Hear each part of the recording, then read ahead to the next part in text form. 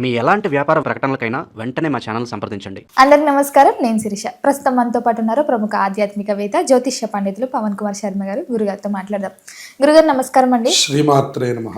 గురుగారు, చూస్తుండగానే 2025 సంవత్సరం అయిపోయింది, 2026 ఆంగ్ల నూతన సంవత్సరంకి వచ్చేసాం. సో ప్రతి ఒక్కరికి ఉంటుంది, మరి రాశి వారికి ఎలా ఉంటుంది, ఎలాంటి జాగ్రత్తలు తీసుకోవాలి అని. సో ముఖ్యంగా చూసుకుంటే మరి మకర రాశి వారికి ఎలా ఉంటుందంటారు, ఎలాంటి జాగ్రత్తలు తీసుకోవచ్చు అంటారు, ఆర్థిక పరంగా ఆరోగ్యపరంగా ఎలా ఉంటుందంటారు? శ్రీ మహాగణాధిపతయే నమః. మకర రాశి వారికి కూడా ఈ సంవత్సరం అనుకూలమైనటువంటి ఫలితాలే ఉన్నాయి. ఎప్పుడైతే గురుడు మారుతూ ఉన్నాడో 6వ స్థానం నుంచి జూన్ తర్వాత 7వ స్థానంలో ఉచ్చ స్థితికి వస్తున్నాడో అత్యద్భుతమైనటువంటి ఫలితాలను ఇవ్వబోతున్నాడు. అక్కడ 4 నెలలు మాత్రమే ఉండబోతున్నాడు. 4 నెలల్లో కూడా పరిపూర్ణమైనటువంటి శుభయోగాల్ని వీళ్ళకి అందజేస్తాడు. అట్లాగే రాహుకేతువులు కూడా మారబోతున్నారు. అంటే ఆగస్టు తర్వాత జన్మరాశిలోకి ప్రవేశిస్తున్నారు. అంటే మకరంలోకే రాహు మారుతున్నాడు. అట్లాగే అక్కడ సింహంలో ఉన్నటువంటి కేతు కర్కాటకంలోకి వెళ్ళబోతున్నారు. ఈ రాహుకేతువుల యొక్క మార్పు మనం చూసినట్లయితే రాహు జన్మస్థానంలోకి వచ్చేంత వరకు వాళ్ళకి ఎటువంటి ఇబ్బంది ఉండదు. తర్వాత కూడా గురుడు ఉచ్చస్థితిలో ఉండి కనపడుతూ ఉండడం వల్ల కొద్దిగా అది అంత ప్రభావం తగ్గినప్పటికి కూడా పూర్తిగా శుభయోగాలు పొందడానికి కొద్దిగా అంత పరిపూర్ణమైనటువంటి అవకాశంగా కనిపించడం లేదు. గురుబలం ఎప్పుడైతే ఉందో అప్పుడు మాత్రమే ఆర్థికంగా పరిపూర్ణంగా ఉండబోతోంది. 3వ స్థానంలో శని రాశ్యాధిపతి ఏదైతే ఉన్నారో ఆయన కొద్దిగా శుభయోగాలను ఇస్తూ ఉన్నారు. అది కూడా మన యొక్క ప్రజెన్స్లో వాటిల్లో బాగా ఇస్తున్నారు, కానీ కొత్త పనులు చేయడానికి ఏదే అవకాశంగా మనకు కనిపించడం లేదు. ఎవరైతే వివాహం కావలసినటువంటి వాళ్ళు ఉన్నారో వాళ్ళకి ఈ సంవత్సరం ఇది పరిపూర్ణమైనటువంటి అవకాశం ఉన్నటువంటిది అని చెప్పుకోవాలి.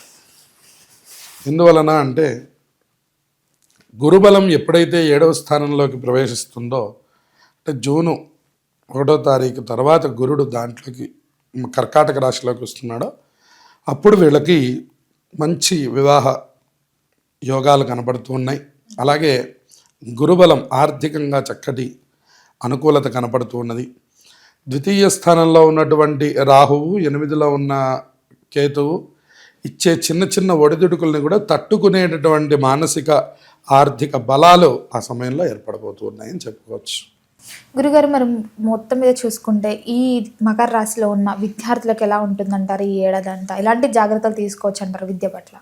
విద్యార్థులకి అనుకూలమైనటువంటి వాతావరణమే కనబడుతున్నది. అయితే మొదట్లో కూడా వాళ్ళకి పరీక్షలకు ఏమీ ఇబ్బంది లేదు. వాళ్ళ చక్కటి విధానంలో వాళ్ళు ముందుకు వెళ్ళడానికి అవకాశం ఉంది. చిన్న ఇబ్బందులు విద్యా ఆటంకాలు అని చెప్తాం మనం. అంటే అక్కడక్కడ విఘ్నాలు రావడం, ఏదో చిన్న అనారోగ్యం చేయడం, అదొక వారం రోజులు పోవడం, అదంతా పిల్లవాడి మీద పడడం, అట్లాంటి ఇబ్బందులు కలుగుతున్నాయి తప్ప మిగతాదంతా కూడా అనుకూలంగానే ఉంది. పరీక్షల్లో కూడా మంచి ఉత్తీర్ణతని సాధిస్తారు. కొద్దిగా చివరి భాగంలో వచ్చేటటువంటిదే మనకి ఇబ్బంది. అంటే నవంబర్ తర్వాత ఉన్న పరీక్షల్లో కాస్త ఇబ్బంది పడినా మొదటి 10 నెలలు మాత్రం విద్యార్థులకు అనుకూలంగానే ఉందని చెప్పవచ్చు. గురుగారు, మరి ముఖ్యంగా కళాకారులకి, సినీ రంగంలో ఉన్న వారికి ఎలా ఉంటుందంటే? కళారంగం వారికి అనుకూలంగానే ఉంది. అయితే ఆర్థిక పరంగా మాత్రం అనుకున్నంత తృప్తి ఈ సంవత్సరం కనిపించడం లేదు అన్ని రంగాల వారికి. అందులో ఈ కళారంగం వారికి కూడా అవకాశాలు వస్తున్నాయి, కానీ అనుకున్నంత డబ్బు రూపంలో రావడం లేదు అనేటువంటి చింత ఉంటూ ఉంటుంది. దానివల్ల కొద్దిగా సామాన్యమైనటువంటి ఫలితాలుగా మనం చెప్పుకోవాలి.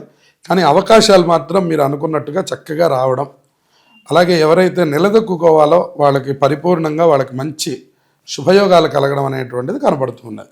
కాబట్టి కళారంగం వారికి కూడా అనుకూలంగా అవకాశాల పరంగా బాగుంది. గురుగారు, మరి ముఖ్యంగా ఆరోగ్యపరంగా ఎలా ఉంటుందంటారు మకర రాశి వారికి? ఆరోగ్యపరంగా పెద్ద సమస్యలుగా ఏమీ లేవు, కానీ సంవత్సరం చివరి భాగంలో మాత్రం బాగా చూసుకోవాలి.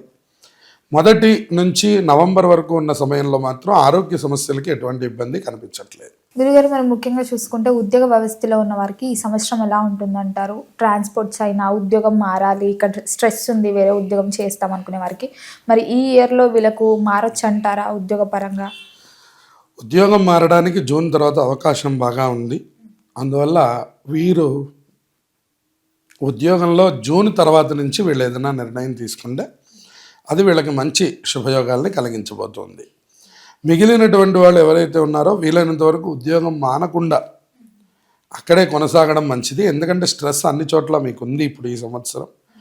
కనుక అవకాశం ఉండి చక్కగా ఉన్నటువంటి వాళ్ళు ఉద్యోగాన్ని వీలైనంత వరకు, అంటే మనం ఏదో ఇంకో చోట ఒక 10 రూపాయలు ఎక్కువ వస్తుంది కదా అని కనుక స్కిప్ అయితే అక్కడ ఇంకా సమస్యలు ఎదుర్కొనేటటువంటి అవకాశం ఉంది. అందువల్ల ఉన్న చోటనే జాగ్రత్త పడి చేసుకోవడం ద్వారా మంచి శుభయోగాలు ఉద్యోగస్తులకు కలుగుతాయి. ముఖ్యంగా గురుగారు ఎవరికైతే గత సంవత్సరం నుంచి సంతానం కాలేదో, సంతానం కోసం బాధపడుతూ ఉంటారు, సంతానం కాలేదని, ఈ మకర రాశి వారికి ముఖ్యంగా మరి సంతాన యోగం ఉందంటారా? సంతాన యోగం పుష్కలంగా ఉంది. ఈ సంవత్సరంలో మకర రాశి వారికి సంతాన యోగం పరిపూర్ణంగా కలగబోతుంది. గురుగారు మరి ముఖ్యంగా రాజకీయ రంగంలో ఉన్న వారికి ఎలా ఉంటుందంటారు? రాజకీయ రంగం వారికి కూడా కొంచెం బలం తక్కువగా ఉండడం వల్ల శని తృతీయంలో ఉన్నాడు. పరాక్రమంతో కొన్ని పనులు చేస్తారు. అంటే వాళ్ళ ధైర్య సాహసాలు బాగా పెరుగుతాయి. కొత్త కొత్త పనులు ప్రారంభం చేస్తూ ఉంటారు. కాకపోతే వారికి ఆర్థిక బలం అనుకున్నంత స్థాయిలో ఉండదు. కాబట్టి ఆర్థిక బలాన్ని అనుసరించి మీరు చేస్తున్నటువంటి పనులు జాగ్రత్తగా చేయండి అనేటటువంటిది చెప్పదగినటువంటి సూచన. గృహయోగం, వాహనయోగం ఉందంటారా మరి? గృహయోగం, వాహనయోగం కూడా పుష్కలంగా ఉన్నాయి. మీరు కూడా కొత్త కొత్త ప్రయత్నాలు చేస్తుంటారు. ధైర్యం పరిపూర్ణంగా నిండుతుంది. ఎప్పుడెప్పుడు ఏదో ఒక కొత్త పని చేయడానికే ఉత్సాహం చూపిస్తూ ఉంటారు. దానివల్ల కొన్ని శుభయోగాలు కలుగుతాయి. కాకపోతే ఆచితూచి అడుగు వేయవలసిన సమయం, లేదంటే డబ్బు ఎక్కువగా నష్టపోయేటటువంటి అవకాశం కనబడుతుంది. అందువల్ల 1-2 సార్లు ఆలోచించాకనే ఎక్కడైనా పెద్ద మొత్తంలో డబ్బుని వినియోగం చేయండి. గురుగారు ముఖ్యంగా మరి విదేశాలకు వెళ్ళాలని చాలా మంది చూస్తుంటారు. సెటిల్ అవ్వడానికైనా, ఏదైనా చదువుకోవడానికి, విద్యార్థులైనా సరే. మరి ముఖ్యంగా చూసుకుంటే ఈ సంవత్సరంలో మకర రాశి వారికి విదేశీ యోగం ఉందంటారా? విదేశీ యోగం ఈ సంవత్సరం పరిపూర్ణంగా కనపడుతున్నది. విదేశాలు వెళ్ళాల్సినటువంటి వాళ్ళకి ఎప్పుడైతే జలరాశిలోకి రాహుకేతువులు ప్రవేశిస్తారో వాళ్ళకి పరిపూర్ణమైన యోగాలు కలుగుతాయని చెప్తారు.